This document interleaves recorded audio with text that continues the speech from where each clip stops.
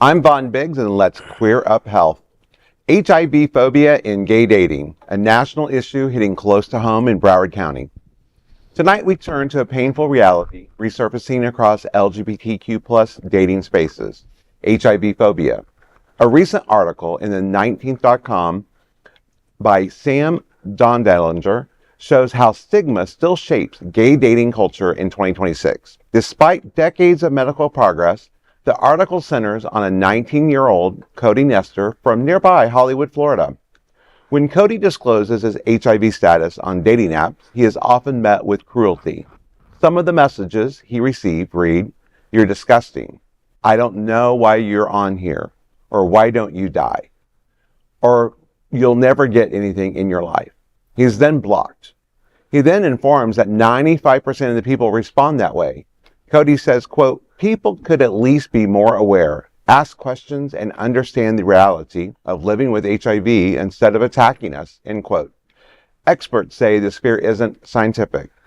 Xavier A of UCSF explains, quote, "The fear comes from antiquated ideas around HIV. People haven't caught up," end quote.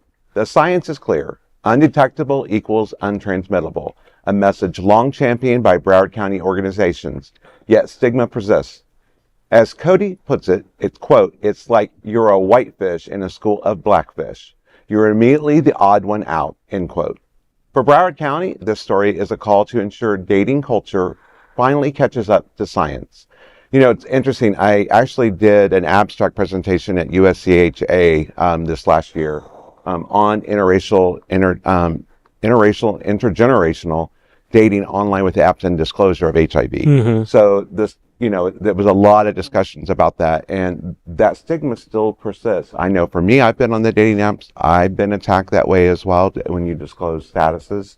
So it's just, it's discerning because nobody listens. They don't really care to know. Mm-hmm. I think we've talked about, you get the keyboard bullies, you know, they see something and they don't know. But it's like, you know, the people that do disclose it, I'm happy they do, because the more people they can do it, the more people they can talk about it and put the messaging in your app that about you equals you and what that means. I've talked to many people who are actually very thankful that they gathered that information by meeting somebody, you know. I would say that on these dating apps, though, people who would respond that way, first of all, they are bullies. Yeah. And second of all, you don't want to date them anyway. Right. And I think that those who respond positively, they're doing it with, you know, full knowledge, and it's better to have people know. It's really hard to turn off those negative comments.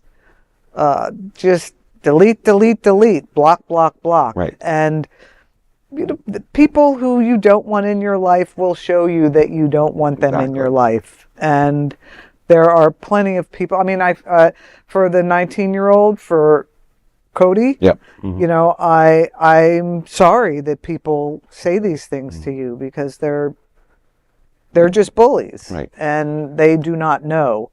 But you know now who you do not want in your life. Right. Yeah. Well, I mean, also that on the dating app, you never know who you're talking to. There are a lot of people who are on the down low who was a part of that culture where the internalized homophobia is extremely fierce. Right. I mean, I live in Wilton Manor, so pretty much everyone that I know know what you equals you means, you know, knows the value of PAP or the PrEP or, you know, doxy.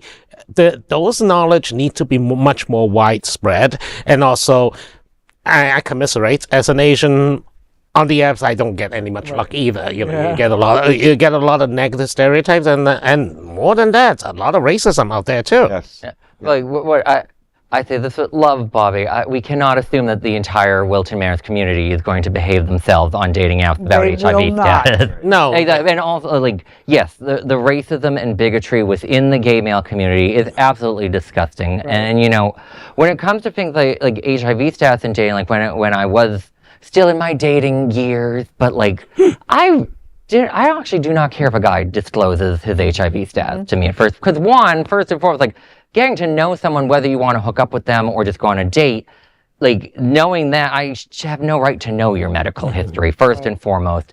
Secondly, yes, undetectable is untransmissible. But, like, if you're only going to interact with someone because you think you're definitely not going to get, like, a disease from them, like, you should really have a look at the mirror of who the heck you are as a human being. Like, you get to know people, try to fall in love with people. And, like, if you're that worried about, there are these things still called condoms and PrEP. They still exist if you're that worried when meeting a boy.